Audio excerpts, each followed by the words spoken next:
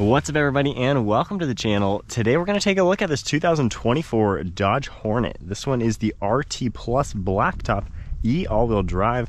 MSRP is $53,000. It's finished in the Blue Bayou color, and we have a really sweet red leather interior. So this one is a hybrid. Let's go ahead and take a look at what is powering this electric assisted crossover.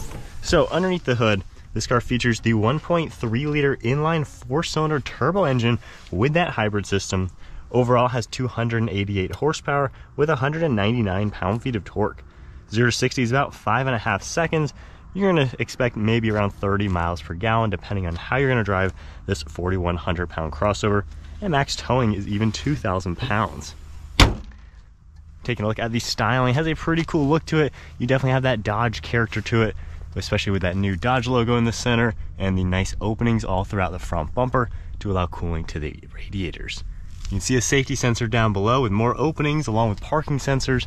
Nice set of LED headlights with a dark housing, trim on the side of the bumper, and overall it has a pretty aggressive look. I don't think you can really complain. It's sporty looking for a smaller crossover. Now, functional heat extraction vents, nice sharp lines throughout the hood as well, and it comes together. At the front, you're going to see how the dark gray trim fades its way into the wheel arch, which has a nice premium look to it. Nice set of brake calipers, and then a nice color along these wheels. Got the Hornet logo as well. One sharp body line throughout the side profile, and that dark color goes through the side skirt as well. Overall side profile is short and stubby, has a sporty vibe to it, and you can tell how this is kind of the Italian design. This is basically the same as the Alfa Romeo Tonale, and this car is built in Italy. You can also see the black on the side mirrors along with the turn signal and camera, body color on the handles, more black trim, and then a big piece of glass up on the roof. So it has a cool look to it. I like the elegant lines. It's got a sporty and European design to it as well. And you can see how the rear end comes together with a nice LED taillight. I like how it's all connected. Got your blacked out badges with RT, a nice looking rear diffuser with more of that gray color, cool looking exhaust tips, parking sensors. It's sporty. The back kind of looks like a Porsche Cayenne, quite honestly, but has a pretty cool look to it. Moving on to cargo, backup cameras right here, and if you press the button next to it, we have that automatic opening tailgate.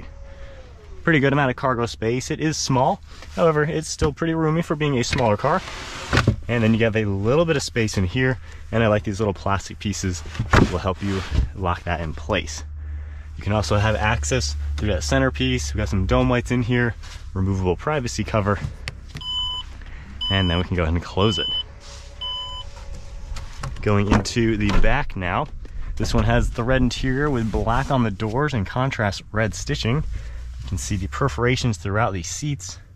And then right in the center, if we pull this down, we have armrests with cup holders. You do have air vents along with USB ports, and then a little bit of storage. Now at 5'11", with the driver's seat at my height, it is kind of a small back seat. This isn't exactly the most family-friendly crossover. You know, my knees have a little bit of room. My head just barely touches the ceiling, and you have pretty good view around. It's not too bad. The seats do not recline. They're at a decent angle. The bases are a little flat, so it's all right back here. It's roomy enough, I would say. It's usable. You know, a couple hours wouldn't be too bad in here, but you can definitely tell it is on the smaller side. Sunroof comes about here, so at least you'll get a little bit extra light once you open that. But now let's head on over to the driver's seat. On the door panel, you're going to see more of that vinyl material with contrast red stitching. We have your release handle, memory seating, and then all the window controls and mirror controls. This has a Harman Kardon audio system, power controls for the driver's seat, and then you can see more of that red stitching and red leather. Perforations, nice bolsters to them. The interior on the Hornet is pretty much unchanged from the Alfa Romeo. I think just the air vents are a little bit different, but once again, this is built in Italy alongside the Alfa, so basically the same car. And then now inside, let's go ahead and fire it up. That chime is very loud. Kind of a noisy sound, and it keeps going. Anyway, so we have the center infotainment screen and then a full screen for your gauge cluster. So if you toggle this icon right here, this is how you can then go through a few different menus within the car. You can scroll down, see a few different things popping up. Speedometer, navigation will come up, performance, few more things like that. We have our drive modes over here. We have the electric, the e-save, as well as hybrid. So a nice blend between how you'd like to drive the car. And then our sport icon over here you can toggle. Gives you a little bit different gauge cluster design, and it tells you that it is on. We have some volume controls on the right, cruise control settings on the left, and a massive set of paddle shifters, just like in an Alfa Romeo Giulia. We have the windshield wipers on the right sock, and then turn signals on the left. And when you hold these together while driving, which we'll do in a minute, that's how you get that power shot, extra 30 horsepower. We have controls on the left side for headlights, some more of this vinyl material, air vent, nice design going across the dashboard. And then moving to the center screen now, you can see the drive modes pop up. Just like in any Dodge screen, we have shortcuts that'll pop up right here for your heated seats. We have the home icon as well. You can adjust things, all sorts of different items you're able to add onto the screen. We have media as well. All of your climate controls will pop up very easily. Navigation, phone, and then vehicle. Going under vehicle, we have that surround view camera. You can adjust a few of the different settings, get a few different views in here, and then of course going into reverse you get that backup camera as well. So nice cameras in this car. You have your air vents in the center, and then physical climate controls are also right here, making it really convenient. We have wireless phone charging, USBs, and a 12 volt, a little bit of storage, volume, parking brake, and then some parking settings. And then you can see your cup holders in the center. This will slide forwards and back, and then we can open that up and we have more storage down below. Pretty good sized glove box as well. And then one last look at the interior. Pretty sporty in here, honestly. It's a pretty cool looking car. Got nice amounts of materials, pretty cool fit and finish. And then you can see our sunshade. You have LED dome lights up above, all those controls, and then garage door buttons. All right, setting off now.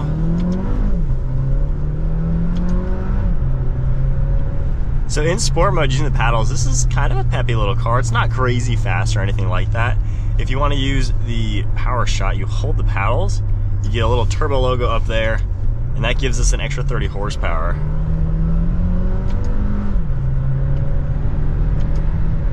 From that rear motor. So kind of cool to see. You're not going to be like blown away, you know, it's not going to blow your socks off or anything. But cool to see a little bit of a fun factor in this car. So drive modes, hybrid mode basically uses a blend of the engine and the electronics. And then of course you can go into full electric mode. I have 3 miles of range right now, but we're in pure EV now. You can drive like an electric car. E-save is basically the best way to then charge up the battery system.